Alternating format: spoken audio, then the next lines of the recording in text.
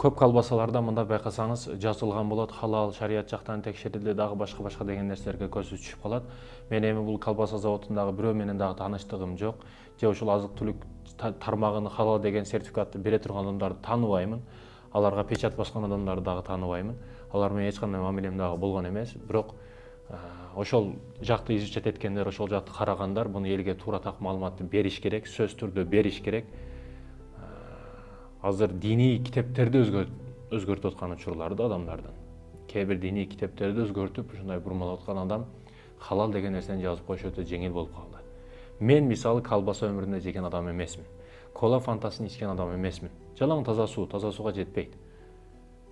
Мен эми мисалы ошончолук деңгээлде майлуу тамактарды жебеген адамдар бар, мисалы үчүн.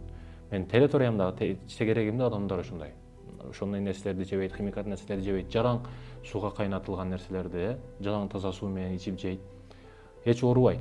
Неге? Жеп аткан нерсеси таза да. Биз колбаса жеп атабыз, химикат бүгүн көрүнгөн нерсени оозга тыгып атабыз дагы, анан больницаларды байытып атабыз да. Эң өкүнүчтүүсү ошол жаш балдарга бергенибиз.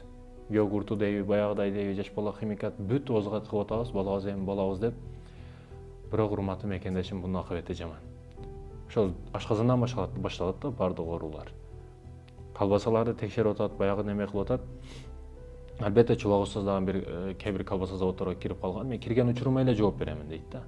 Кирген учурда таза болушу мүмкүн, текшерген учурда таза болушу мүмкүн, бардык эрежел келет деп тазалайт да бардыгы, бирок чыккан учурга, чыккандан кийинки абалга эч качан жооп бербейт.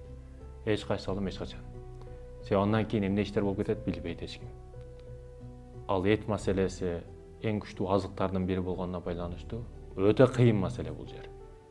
Ар бирин бисмиллаху акбар деп союлуш маселеси, арзан, мисалы арзан чыгып калса ал жер эт болуп атпайбы жалаң.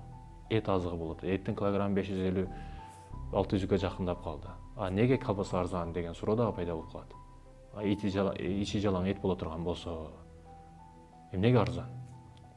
Ошон үчүн изучать этиш керек, караш керек. Жеп аткан азыр эми заманбап техника өнүгүп калды, телефон деген өнүгүп калды. Ошол атайын барып аткандар, азык-түлүк текшерип аткандардан чалып сурап, адалбы, арамбы, ичи азыгы кандай билиш керек адамдар. Ушул жаатты текшерип аткандар, диний жааттан болсун, мамлекет жааттан болсун, бардыгы билиш керек, элге туура маалыматты бериш керек. Азык-түлүк маселесин ойношпош керек. Адал арам маселесин ойношпош керек. Дуа да кабыл болбой калат, жегениң арамдан болсо.